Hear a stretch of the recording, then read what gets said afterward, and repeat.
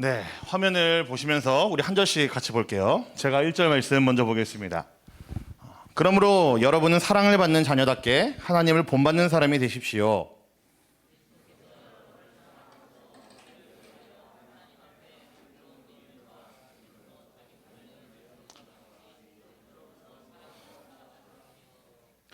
음행이나 온갖 더러운 행위나 탐욕은 그 이름조차도 여러분의 입에 담지 마십시오. 그렇게 하는 것이 성도에게 합당합니다.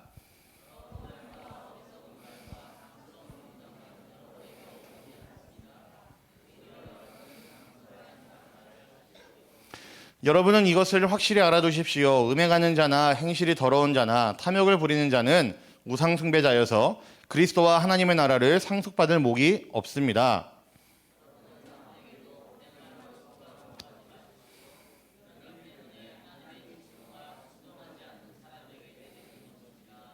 그러므로 여러분은 그런 사람들과 짝하지 마십시오. 여러분이 전에는 어둠이었으나 지금은 주님 안에서 빛입니다. 빛의 자녀답게 사십시오. 아멘. 자, 오늘 따라하기라는 제목으로 같이 한번 말씀을 살펴보겠습니다. 누구지? 배트맨이야? 아, 다이구나. 네. 자, 여러분 미국 스탠포드 대학에 알베르트 반두라라는 교수가 있었어요. 심리학 교수인데요. 이 사람이 이제 보보 인형 실험이라는 것을 했어요. 근데 이 사람이 이런 가설을 가지고 실험을 했는데 공격적인 행동을 관찰한 아이들은 그들의 삶에서 똑같이 그 공격적인 모습들을 이제 답습하는 모습을 보인다. 이거를 가설을 가지고 실험을 했습니다. 그래서 이렇게 실험을 했어요. 한 곳에 보보라는 인형, 똑같은 인형을 이제 방에다가 넣어놓고 남자아이들 3세부터 6세까지 아이들 36명, 남자아이들 36명, 여자아이들 같은 나이 36명을 방에다가 놓고 그 인형과 함께 이제 관찰 카메라를 했습니다. 근데 한 방에서는 이게 두 가지 타입의 방으로 나눴는데 한 방에서는 이 보보라는 인형을 놓고 들어가 있는 어른이 보보를 막 망치로 막 때리고 막 이렇게 찢고 막 그런 모습을 보여준 거예요. 그리고 또 다른 방에서는 이 보보라는 인형을 이제 쓰다듬어주고 이뻐해주고 뭐 이게 밥도 먹여주고 소꿉놀이 같은 걸 하면서 그런 모습들을 보여줬어요. 남자아이 36명, 여자아이 36명이었습니다. 근데 이거를 이제 어른들이 보여주고 난 다음에 밖으로 빠지고 이제 카메라만 설치해 놓고 아이들이 이제 어떻게 하는가를 지켜봤는데 놀랍게도 이제 보보라는 인형을 때리고 괴롭혔던 방에 있던 아이들은 어른이 나가고 나면 어떻게 했을 것 같아요, 여러분? 똑같이 했습니다. 어른이 했던 것처럼 망치로 때리고 인형을 막 찢고 깨물고 똑같이 했고요. 그 어른이 인형을 이제 쓰다듬어주고 이뻐해주고 소꿉놀이했던 모습을 보였던 그 어른이 있던 방에 아이들은 어떻게 했을까요? 똑같이 그 인형을 이뻐해주고 사랑해주고 소꿉놀이하는 모습을 보여줬었습니다. 무엇을 할 수 있을까요, 여러분? 어린아이들은요, 어른들, 특히나 부모가 하는 모습을 보고 따라합니다. 여러분이 하고 있는 나쁜 행동들은 아마 여러분들 부모님이 여러분들 보여줬던 모습이 여러분의 마음간에 남아있어서 하는 것일 수도 있어요. 그러니까 용기를 잃지 마세요, 여러분. 여러분이 나쁜 모습 보여주는 건 누구 때문이라고요? 부모님 때문이에요. 그치? 하민아, 파이팅! 네. 네. 그래서 이런 말도 있죠. 부모는 자녀의 거울이다. 그리고 뭐 이런 얘기도 있어요. 애들 앞에서 찬물도 못 마신다라는 뭐 이런 오래된 격언도 있고 그렇습니다. 아이들은요, 부모의 모습을 보여주는 거울이라고 하죠. 그리고 아이들은 부모를 잘 따라합니다. 비단 부모가 아니라고 해도 아이들은 어른들을 보면서 잘 따라하고 잘 성장해 나가는 것이 바로 아이들이란 자녀들이라는 존재들이죠. 우리가 어떤 부모가 되어야 될지 한번 생각해 볼 필요가 있어요. 여러분들도 어린 나이이긴 하지만 이제 앞으로 여러분들도 연애를 하게 될 거고, 그쵸? 연애를 하겠죠, 앞으로? 연애를 해야지 결혼하니까. 그리고 결혼을 하게 될 거고, 이제 아이도 여러분들이 갖게 되면은 그때 여러분들이 어떤 부모가 돼야 할지를 아마 지금부터 고민해보고 지금부터 생각해보는 것도 너무나 좋을 것 같다는 생각을 합니다. 목사님이 아이가 3명 있어요. 1호 있고 2호 있고 3호 있습니다. 1호는 여자고요. 2호, 3호는 남자예요. 근데 1호 녀석은 그래도 말이 좀 저랑 통해요. 나이가 이제 올해 7살이라서 이제 말을 하면 이제 말이 잘 통합니다. 근데 2호 녀석은요, 이제 알만한 사람은 아시겠지만 걔는 이제 통제가 안 돼요. 얘는 그냥 그래요. 4살. 예, 딱 4살인데 여러분 요즘은 이제 4살을 뭐라고 그러는지 아세요? 네, 옛날에 뭐 미운 4살, 뭐 미운 5살이 그랬었는데 요즘 4살은요 죽이고 싶은 4살이래요. 죽을 사자를 써가지고. 네. 아무튼 딱 지금 그 나이입니다. 근데 이 녀석이 막 말을 배우기 시작해갖고 다니가, 저 이호가 말을 엄청 잘해요. 무슨 말인지 모르겠는데 말을 막 하려고 그러는데 그 오물오물 하는 게 막 들려요. 근데 정말로 이제 제가 밤마다 아이들 양치를 시키려고 노력을 하는데 1호는 양치하자 그러면 잘합니다. 뭐 3호는 뭐 아직 애기니까 뭐 할 필요가 없고요. 근데 2호 녀석을 양치시키려고 하면 되게 힘들어요. 뭐 저희 집사람이 불러다가 막 어르고 달래기도 하고 제가 막 윽박지르기도 하는데 어느 날은 이제 양치하자 그랬는데 정말로 딱 이 소리가 정말 또렷하게 들리는 거예요. 싫은데 이러는 거예요. 정말로. 예, 정말 정확하게 정말로 양치하자 그랬는데 싫은데 이러는 거예요. 싫은데? 얘가 이런 말을 어디서 배웠지? 아니 아빠 아닌 것 같아요. 예, 얘가 이런 얘기를 어디서 배웠을까? 그냥 고민을 좀 하게 됐죠. 정말로 근데 얄밉고 한 대 쥐어받고 싶을 정도로 그런 말투로 누워가지고 싫은데 그러면서 이제 다리 이제 까딱까딱거리고 있는 거죠. 그러니까 보면은 확실히 아이들은 뭘 보고 배우는 것 같아요. 근데 그게 뭐 아빠는 아니겠죠? 아빠는 아니고 뭐 엄마일 수도 있고 교회에서 뭐 알고 지내는 어떤 형이나 누나들일 수도 있죠. 저는 좀 이게 제일 유력한 사람은 유치부에 있는 남건을 좀 제일 지금 의심하고 있긴 한데, 예. 예. 그래요. 애들은요 부모를 보고 배운다니까요. 따라해요. 그렇다면 우리도 이런 고민 또 한번 해볼 필요가 있을 것 같아요. 그렇다면은 우리는 누구를 따라하고 있을까? 우리는 누구의 자녀인가라는 거 한번 생각해 볼 필요가 있죠. 여러분 오늘 말씀 1절에서는요 이것은 너무나 분명하게 이야기를 합니다. 우리는 사랑받는 자녀다, 하나님을 사랑받는 자녀다라고 이야기를 하죠. 그리고 하나님을 본받는 자가 되어야 된다라고 이야기를 했습니다. 물론 우리는 육신의 아버지 어머니가 있죠. 근데 오늘 읽은 에베소서 5장 1절 말씀에서 얘기하고 있는 것처럼 우리의 부모는 우리의 육신의 어머니 아버지가 있음에도 불구하고 정말로 분명하고 확실한 우리의 부모님이 한 분 또 계시다라고 이야기를 하고 있습니다. 그게 바로 하나님이죠.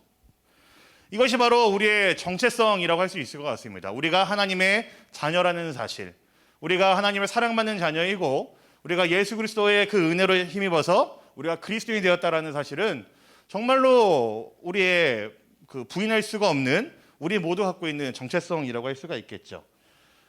오늘 우리가 읽은 이 에베소서 말씀은요 사도 바울이 정체성에 대해서 쭉 이야기를 해가고 있습니다. 에베소라는 도시를 좀 한번 생각해 볼 필요가 있어요. 말씀을 살펴보기 전에 이 에베소라는 도시는요 혹시 보일지 모르겠지만 여기 빨간색 박스가 3개 있는데요 요 왼쪽 끝에 있는 저 빨간색 박스가 에베소라는 도시였어요. 이제 요 에게해라는 이 큰 해역을 중심으로 있는 항구 도시들 중에서 가장 최고의 도시가 바로 에베소였습니다. 에게해라는 이 큰 해역에서 금융과 상권을 이제 중심으로 발전한 도시였고요. 당시에 고대 사회임에도 불구하고 당시 인구가 한 30만 명 정도로 이제 얘기하고 있을 정도로 굉장히 큰 도시였었습니다. 그러니까 이 소아시아 지역에서 최고의 도시 그러면은 뭐 안디옥, 에베소라고 얘기할 정도로 에베소는 굉장히 큰 도시였었어요. 근데 이 에베소라는 도시가 유명했던 이유는 이런 이유 때문에 그렇습니다. 여러분 아데미 신전이라는 얘기 혹시 들어보셨어요? 아데미 신전. 네. 지금은 이렇게 터밖에 남지 않았는데 이것이 얼마나 큰 크기였냐면요. 아테네 가면 여러분 파르테논 신전이라고 있습니다. 혹시 이거 보셨어요? 아마 이제 뭐 세계사 시간이라고 그랬던 뭐 교과서 같은 사 아마 보셨을 거라 생각을 합니다. 근데 이 파르테논 신전보다 2배 이상 컸을 것으로 예상을 하고 있어요. 왜냐하면 이 터가 남아있고 기둥의 개수가 남아있기 때문에 이 크기를 비교해 봤을 때에 이 파르테논 신전보다 2배 이상 컸을 것으로 짐작하고 있는 어마어마한 신전이 바로 에베소라는 도시에 있었던 아데미 신전이었습니다. 그러니까 한마디로 에베소 그러면은 사람들이 엄청나게 발달된 항구 도시 그리고 엄청나게 발달된 큰 대도시를 생각하는 것과 동시에 아데미 여신을 모시고 있는 아데미 신전이 있는 너무너무 신성한 장소 이렇게 생각을 했다라는 이야기이죠. 아데미 신전은 이 에베소의 랜드마크와 같던 곳이었고요. 그리고 이 아데미 신전을 중심으로 에베소의 상권과 문화들은 발달을 하고 있었습니다. 근데 여러분 이 아데미 여신이라는 이 신 혹시 익숙하세요 여러분? 아데미 여신이 어떤 신인지? 제가 좀 그래서 여러분들이랑 얘기하려고 좀 준비를 좀 해봤는데 이렇게 생겼습니다. 조금 여신이에요. 남자같이 생겼지만 이렇게 생겼고요. 이제 풍요와 다산의 상징입니다. 그리고 그리스 신화에서는 우리에게 좀 익숙한 아르테미스라는 이름의 여신입니다. 근데 이 여신이 왜 풍요와 다산의 상징이냐면요. 우리 자매님들은 좀 양해를 좀 부탁드릴게요. 이 여신의 몸에 붙어 있는 동글동글한 게 사실은 그거예요. 가슴입니다. 그러니까 아무튼 예전부터 이 토착 신화에서도 그렇고요. 이 아데미 여신이라고 했을 때는 풍요와 다산의 상징이었기 때문에 굉장히 성에 관련된 여러 가지 풍습들, 성에 관련된 이상하고 문란하고 음란한 그런 문화들이 아데미 여신을 숭상하는 사람들을 중심으로 많이 퍼져 있었습니다. 에베소 교회도 마찬가지였어요. 왜냐하면 이 에베소라는 도시에 있는 아데미 여신은 최고의 신이었었고, 에베소라는 도시는요, 아데미 여신을 모시는 그 신전을 중심으로 굉장히 도시가 발달된 곳이었기 때문에 더욱더 그랬습니다. 그래서 에베소라는 도시에는 성과 관련되어 있는 굉장히 음란하고 추접한 문화들이 굉장히 많이 있었어요. 아데미 여신을 숭상하는 사제들이라든지 그 신전을 중심으로 퍼져나가고 있는 여러 가지 상권들, 그리고 그 앞에 모여있는 여러 가지 사람들의 모습들은요, 굉장히 음란했고 굉장히 바람직하지 못한 모습들을 많이 갖고 있었습니다. 이러한 것들이 에베소서를 쭉 보시면요, 그대로 반영이 되어 있어요. 그래서 오늘 우리가 읽은 말씀에서 확인할 수 있듯이요, 사도 바울은 그러한 일들을 어둠이라고 표현을 했습니다. 정말 탁월한 표현이죠. 어둠이었습니다. 세상이 깜깜했다는 이야기고요. 에베소 교회를 중심으로 그 주변에 있는 모든 문화들은, 모든 세상은 어두웠었다라고 사도 바울은 이야기를 합니다. 앞이 캄캄하고 보이지가 않습니다. 앞에 무엇이 있는데도 그것조차 보이지 못할 정도의 어둠이 에베소 교회를 중심으로 에베소라는 도시에 가득히 내려 있었죠. 그래서 사도 바울의 지금 상황은 옥에, 감옥에 갇혀 있는 상황이었거든요. 그가 자유롭지 못한 상황에도 불구하고 가볼 수 없기 때문에 그는 그래서 이 안타까운 마음을 담아서, 사랑하는 마음을 담아서 에베소 교회에 편지를 쓴 것이 오늘 저와 여러분들이 읽은 이 에베소서 말씀입니다. 사도 바울은 에베소 교회를 너무나 사랑했어요. 그가 선교여행을 다니면서 지나쳤던 무수히 많은 그런 지역들, 도시들 중에서 사도 바울은 유독 에베소 도시를 사랑했던 것 같아요. 그래서 그의 인생에서 가장 오랜 시간을 에베소라는 도시에서 그냥 사람들을 가르쳤고 사람들에게 하나님의 말씀을 증거했었습니다. 그래서 그가 자유롭지 못한 상황에서도 에베소 교회를 방문하기를 희망했었는데 그것이 안 됐기 때문에 그의 마음을 담아서 편지를 보낸 거죠. 여러분, 편지의 주된 내용이 무엇이었는지 아세요? 에베소서를 보시면요, 이런 내용입니다. 아이고, 물란했다는 얘기 아니에요? 네. 아이고, 네, 죄송해요. 네. 사도 바울이 에베소서를 통해서 에베소 교회에게 전했던 메시지는 이거였습니다. 내가 사랑하는 교회야, 너희는 잊지 말아야 될 것은 너희는 하나님의 자녀야. 그리고 너희는 너희 주변을 가득 메우고 있는 그 어둠을, 세상을 따라가면 안 돼. 너희는 빛이기 때문에 그래. 너희는 하나님의 자녀이고 너희는 예수를 믿는 사람들이니까 너희는 그 어둠에 따라가면 안 돼. 이 이야기를 구구절에 담아놓은 게 바로 에베소서 말씀이죠.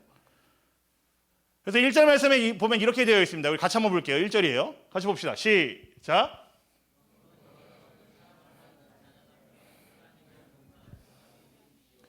그러므로 여러분은 사랑을 받는 자녀답게 하나님 본받는 사람이 되십시오. 이게 사도 바울이 그의 모든 이야기 속에서 딱 전제로 해두고 시작하는 이야기였었습니다. 여러분, 재밌는 이야기이죠. 에베소라는 곳은요, 어두웠었습니다. 앞이 캄캄하고 보이지도 않는 그들의 모습을 보면은 너무나 답답하고 숨막히는 곳이었었습니다. 그런데 그곳에 정말로 숨통이 트일 정도로 무엇인가가 있었는데 그게 바로 교회였고, 그리고 교회에 있는 성도들을 이야기하기를, 그리스도인들을 이야기하기를 하나님의 사랑을 받는 자녀들, 그리고 하나님을 본받는 자들, 그리고 오늘 말씀 8절에서 이야기하고 있는 것처럼 빛의 자녀들이다라고 사도 바울이 이야기를 했다고요. 어둠에 속하지 않는 사람들이라는 이야기입니다. 분명하게 어둠 속에 있긴 하지만 어둠과는 상관없는 사람들이라는 이야기이죠. 소속이 분명하고요. 그들의 정체성이 무엇인지 너무 분명합니다. 당시 에베소에 있었던 것은요, 음란하고 문란했고 태폐적인 모습들이라고 말씀드렸죠.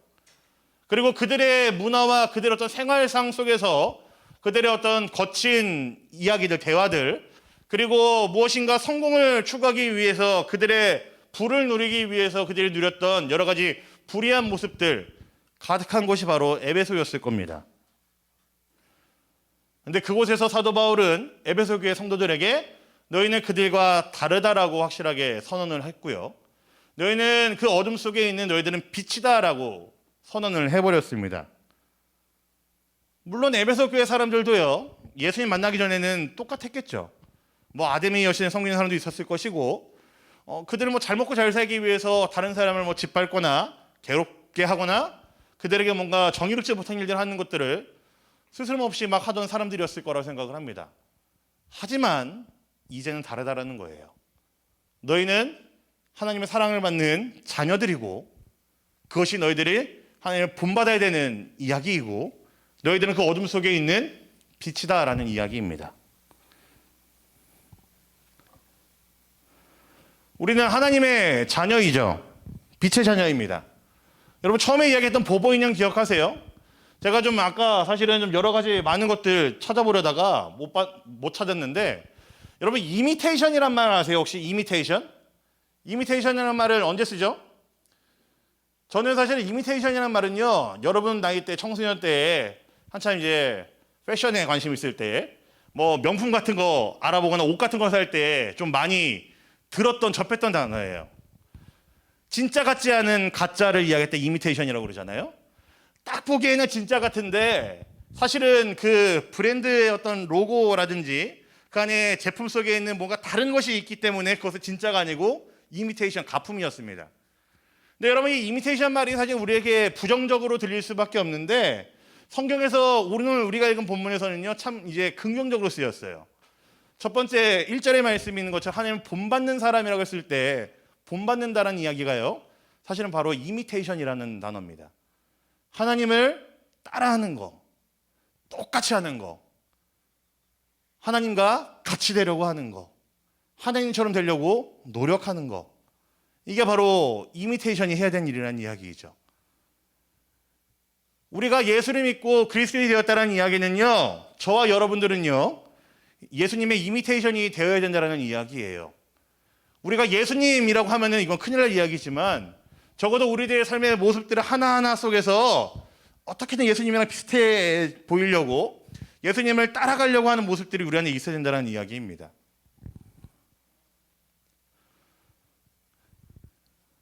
우리가 보고 배우고 따라해야 되는 거, 아이들이 어른의 모습들을 보고 따라했던 것처럼 아까 보보 인형 실험에서 그 아이들이 망치를 들고 인형을 때리면은 그 어른을 그대로 따라했고 인형을 쓰다듬어주고 사랑해줬으면은 그 인형을 똑같이 사랑해줬던 그 아이들의 모습처럼 우리들도 누군가를 보고 따라해야 되는데 그게 바로 우리의 아버지 되신 하나님이고 우리의 주인 되신 예수님을 따라야 된다는 이야기이죠.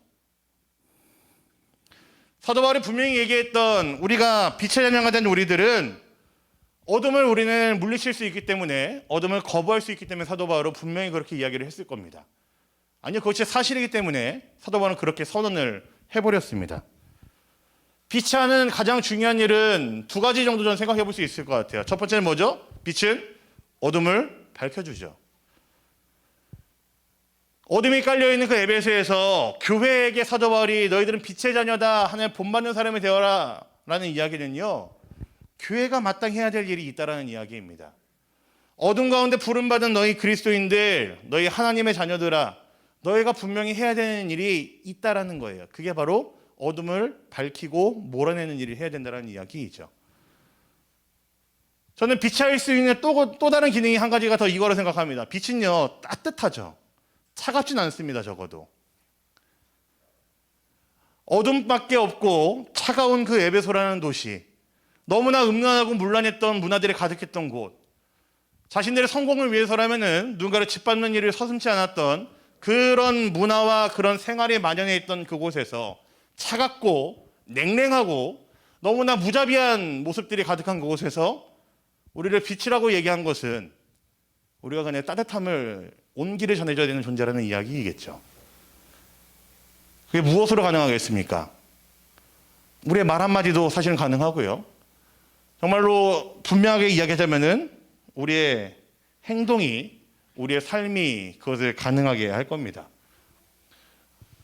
여러분, 욕하는 사람들 많이 있죠? 이게 오프 더 레코드를 해야 될 텐데, 혹시 고등부에서 여러분들이 뽑은 제일 욕 잘하는 사람이 누구예요? 이제 말하기 곤란하죠, 그죠? 네. 중등부는 할 수 있나? 네, 하기 힘들 거예요. 아무튼 여러분들 나이 때에 저는 욕하고 거친 말하는 것은요, 굉장히 이제 자주 일어나는 일이라고 생각을 합니다. 물론 뭐 저도 이제 여러분들 같은 시기를 지났으니까 그렇기도 하죠. 예. 여러분, 이제 청소년들한테 욕을 왜 했습니까? 라고 물어보면 여러분들 대답할 수 있겠어요? 여러분 욕 왜 해요? 친구들 만났을 때? 자, 용기 있는 자에게. 아까 문화상품권 남았어요? 전도사님? 네. 중등부 예산으로 할까요? 네. 여러분, 욕 왜 합니까? 친구들 만났을 때 막 욕하고 거친 말하고 막 이제 그런 얘기 왜 합니까, 여러분? 근데 뭐 제 기억으로는 저 생각했을 때는요, 저는 좀 세 보이려고 그랬던 것 같아요. 좀 이게 친구들이랑 이렇게 얘기하고 막 욕을 좀 이게 시원하게 해가지고 뭔가 위압감을 보여주고. 안 그래요? 그런 거 아니에요? 저만 그런 거예요? 네. 그런 이유들이 되게 많이 있겠죠. 세 보이고 멋있어 보이고 혹은 익숙하니까 그렇겠죠. 너무나 이제 욕하고 거친 말하는 그런 세태와 문화 속에서 우리들이 너무나 자연스럽게 있기 때문에, 그것이 너무나 우리에게 익숙해졌기 때문에 우리는 너무나 아무렇지도 않게 거친 말들을 내뱉기도 하고 너무나 아무렇지도 않게 좀 상스러운 이야기들을 상대방에게 던지기도 하죠. 그런데 적어도 우리가 하나님의 자녀가 되었다고 한다면은, 너무나 상투적인 이야기일 수도 있겠지만 적어도 우리가 하나님의 자녀가 되었고 그리스도인이 되었고 빛의 자녀가 되었다고 한다면은, 사실 우리에게 우리가 해서는 안 되는 일이 바로 이런 것들이죠. 에베소 교회 성도들에게 사도 바울이 빛의 자녀로 살아라라고 말하면서 제일 무겁게 이야기했던 것 중에 하나가 바로 이 말에 대한 이야기였었습니다. 음담패설, 음란한 이야기들, 거친 말들, 그리고 혹은 뭐 더 나가서 뭐 거짓말까지. 사도 바울은요, 빛의 자녀들이라고 한다면 그것들을 조심해야 된다, 하지 말아야 된다라고 이야기를 했습니다. 사실 7절이면 훨씬 더 분명하게 이야기를 해요. 짝짓지 말아라라고 이야기하고 있죠. 같이 하지 말라는 이야기입니다. 거짓말 같은 거 어떻습니까? 누군가를 내 스스로의 어떤 이익을 취하기 위해, 내 스스로 뭔가 만족감을 누리기 위해서 누군가에게 거짓말하고 누군가를 헐뜯거나 누군가를 짓밟는 행위들, 우리들에게 너무나 쉽고 아무렇지도 않게 벌릴 수 있는 일들이죠. 왜냐하면 우리 주변을 둘러싼 세상은요, 그렇게 하라고 우리를 가르쳐 왔으니까요. 답은 분명합니다. 적어도 하나님을 본받는 삶을 살아야 되는 우리가 해야 될 일은 아니죠. 예수님의 이미테이션이 되어야 되는 우리들이 해야 될 일은 절대로 아닙니다. 아마 저와 여러분들 살고 있는 이 세상은요, 에베소라는 도시가 아닐까 생각을 해요. 에베소라는 도시의 어떤 뭐 확장형이라고 할까요? 우리가 살고 있는 이 세상은요, 우리의 믿음을 지키기 굉장히 힘들 때가 많이 있습니다. 그리고 세상이 말하는 성공이나 부와 명예는요, 우리가 정상적인 그리스도인이라고 한다면 사실 누리기 힘든 것들일 수도 있어요. 그래서 세상은 우리에게 거짓을 요구하기도 하고 때로는 정의롭지 못한 일들, 불의를 요구하기도 합니다. 우리의 말 습관, 말하는 방법들은 어떻습니까? 거칠고 강력해 보이는 이야기들을 주로 하게끔 할 때도 많이 있죠. 세상에 가득 차 있는 문화와 오락이 우리를 음란함과 물란함 속으로 몰고 가는 것도 이루 말할 수 없습니다. 그래서 저와 여러분들은요, 정신 똑바로 차려야 됩니다. 저와 여러분 정말로 정신 똑바로 차려야 돼요.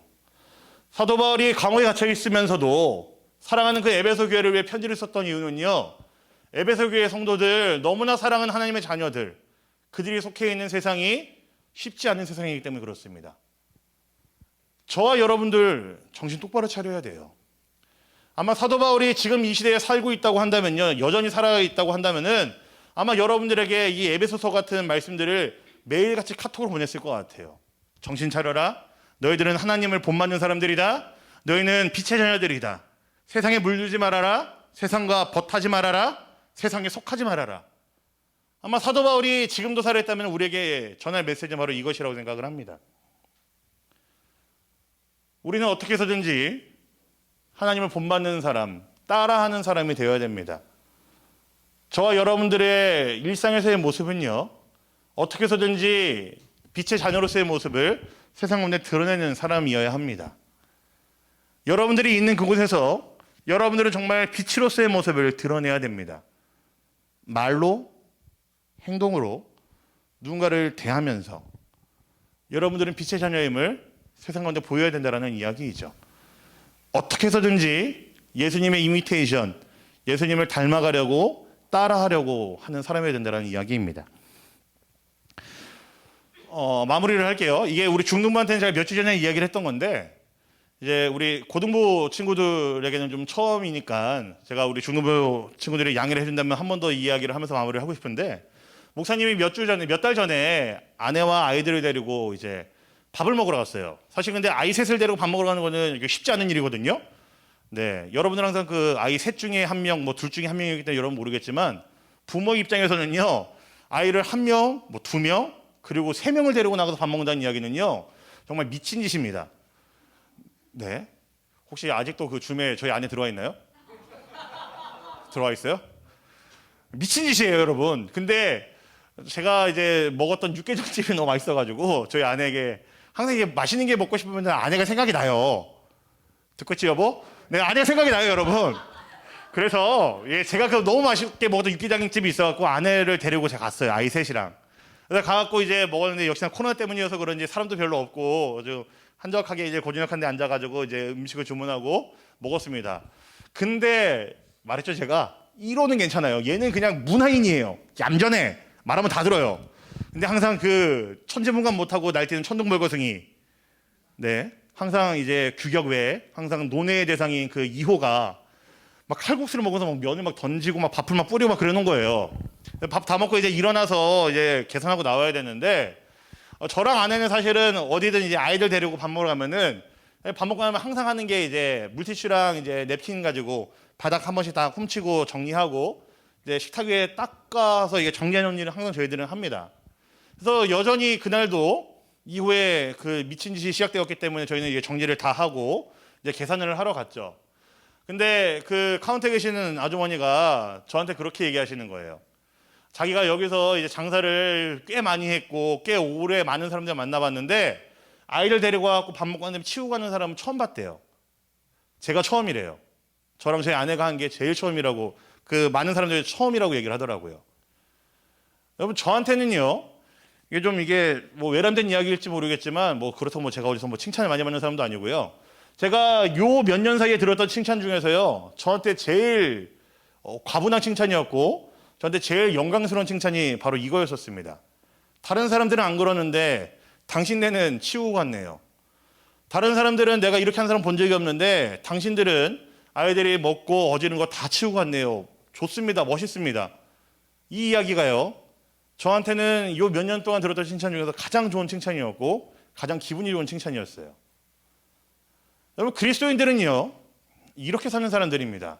뭐 감히 제가 여러분한테 저를 이제 본받으세요, 따라하세요라고 얘기할 수는 없지만요, 그리스도인들은 이렇게 사는 사람들입니다.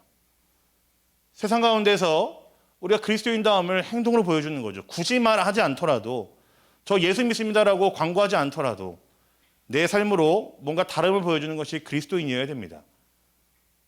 사도 바울이 에베소 교회 사람들에게 너희들은 하나님을 본받는 사람들이야, 너희들은 빛의 자녀들이야, 어둠과 벗하지 말아야 돼 라고 얘기했던 것은요, 분명히 이런 이야기일 겁니다.